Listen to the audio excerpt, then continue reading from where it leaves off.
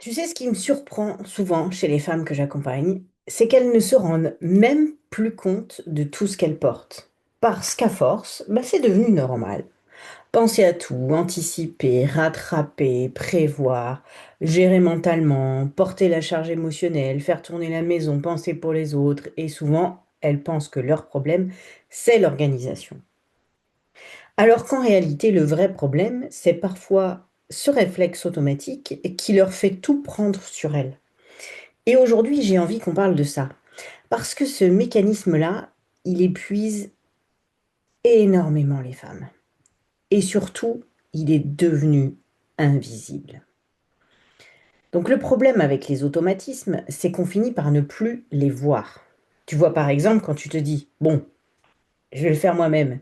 Sur le moment, ça paraît anodin, mais en réalité, cette phrase-là, elle change complètement ta place dans le quotidien. Parce que petit à petit, tu deviens celle qui pense à tout, celle qui vérifie, celle qui anticipe, celle qui absorbe les oublis des autres, celle qui tient mentalement le système.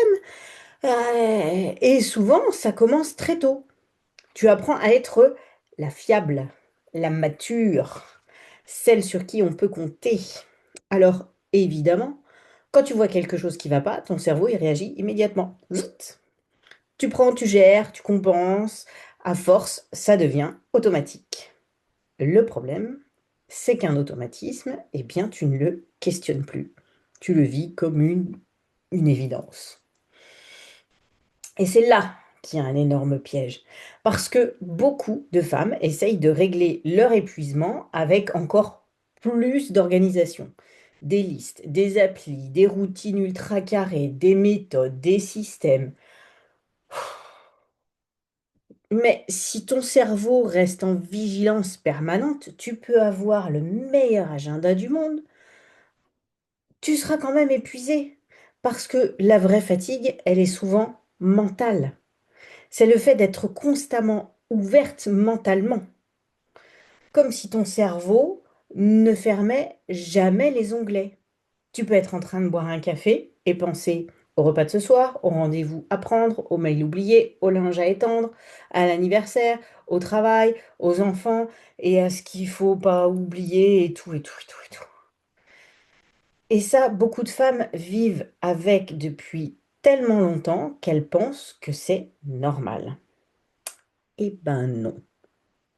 Être responsable, ce n'est pas être responsable de tout. Et il y a énormément de femmes qui vivent dans cette confusion-là. Et je vais te dire quelque chose d'important, c'est que si tu fonctionnes comme ça, c'est probablement pas juste parce que tu aimes contrôler.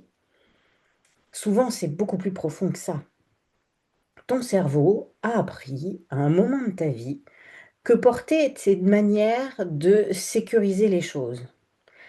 Alors, il continue, même si tu es fatigué, même si tu es saturé, même quand ton corps essaye déjà de t'envoyer des signaux, parce qu'un cerveau en mode survie ne cherche pas d'abord le bien-être, il cherche surtout à éviter le danger, le conflit, le chaos, le rejet, l'échec, la culpabilité.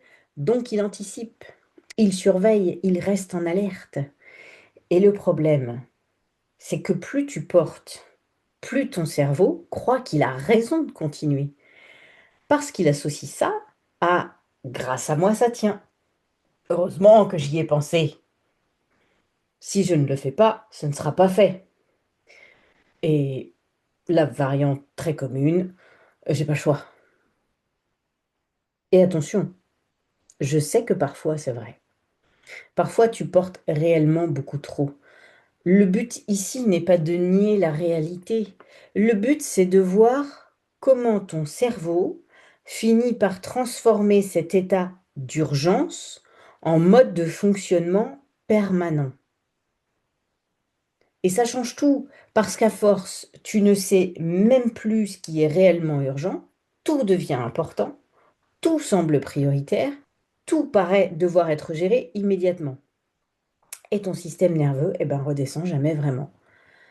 Tu peux être sur ton canapé, mais intérieurement, ton cerveau, il continue à scanner ce qui reste à faire, ce qu'il ne faut pas oublier, ce qui pourrait arriver, ce qu'il faudrait anticiper.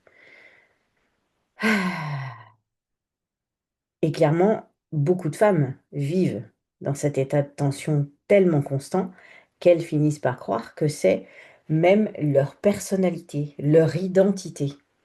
Je suis quelqu'un qui pense trop, ou je suis une anxieuse, je suis stressée de nature.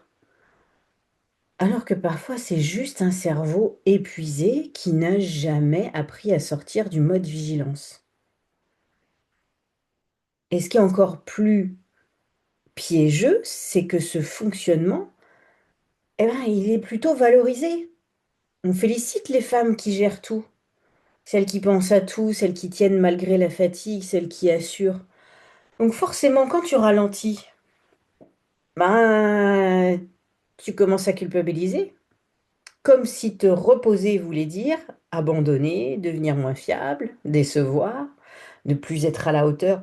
Ouh là là. Ouh. Alors qu'en réalité, être épuisé en permanence, c'est pas une preuve de valeur. Et tenir, c'est pas forcément aller bien.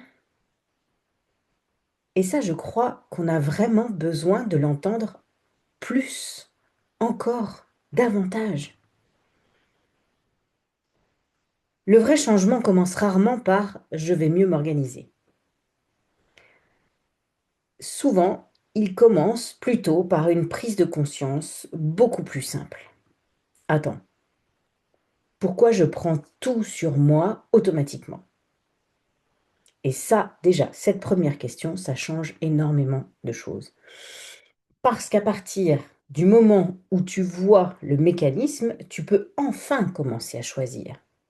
Avant ça, tu fonctionnes en pilote automatique. Tu prends, tu gères, tu anticipes, tu compenses, sans même avoir le temps de te demander est-ce que c'est réellement à moi de porter ça? Et honnêtement, beaucoup de femmes ne se posent jamais cette question, parce qu'elles ont tellement appris à être utiles qu'elles confondent souvent leur valeur avec cette capacité à tenir. Mais observer le mécanisme, ça crée une micro-distance. Et dans cette distance-là, il y a déjà un début d'espace mental. Parce que tu vas passer de je dois tout gérer à tiens, je suis en train de reprendre quelque chose automatiquement. Et ça peut paraître minuscule, mais en fait c'est énorme. Parce que on ne change pas un automatisme invisible. On commence d'abord par le voir. Et ensuite seulement, on peut expérimenter autre chose. Par exemple, ne pas répondre immédiatement, ne pas sauver une situation tout de suite, laisser quelqu'un gérer à sa manière, accepter qu'un truc soit assez bien, demander de l'aide sans te justifier pendant 10 minutes et arrêter de croire que tout repose sur toi. Et je sais, ça peut paraître extrêmement inconfortable.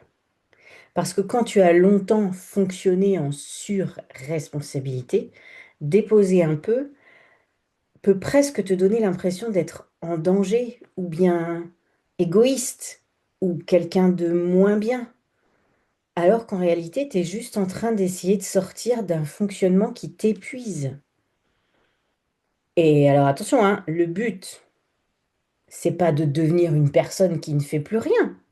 Le but, c'est pas je lâche tout. Le but, c'est plutôt je commence à arrêter de porter plus que ce que mon corps, mon cerveau et mon énergie peuvent réellement soutenir. Parce qu'à force de fonctionner en surcharge, beaucoup de femmes ne savent même plus ce que ça fait d'avoir de l'espace dans leur tête. Du vrai espace.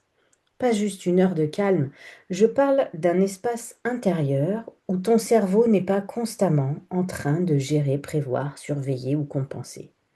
Et souvent, c'est là que quelque chose commence enfin à respirer à nouveau. Et honnêtement, je pense qu'énormément de femmes aujourd'hui n'ont pas besoin de devenir plus performantes. Elles le sont déjà. Elles ont surtout besoin de sortir de ce réflexe permanent, de porter, de gérer, tenir, absorber, parce qu'on ne peut pas construire un quotidien soutenant sur un cerveau qui est en constante surcharge. Alors c'est exactement pour ça que j'ai créé mon programme 5 jours pour arrêter de courir partout. Pas pour t'aider à en faire encore plus, mais pour t'aider à retrouver ce petit bout d'espace mental, à comprendre ce qui te remet constamment en surcharge et à sortir un peu de ce mode automatique où tu portes tout. Donc si tu te reconnais dans cette vidéo, je te mets le lien dans la description et surtout dis-moi en commentaire, est-ce que toi aussi, tu as parfois l'impression que ton cerveau ne s'arrête jamais, hein? Allez, à très vite.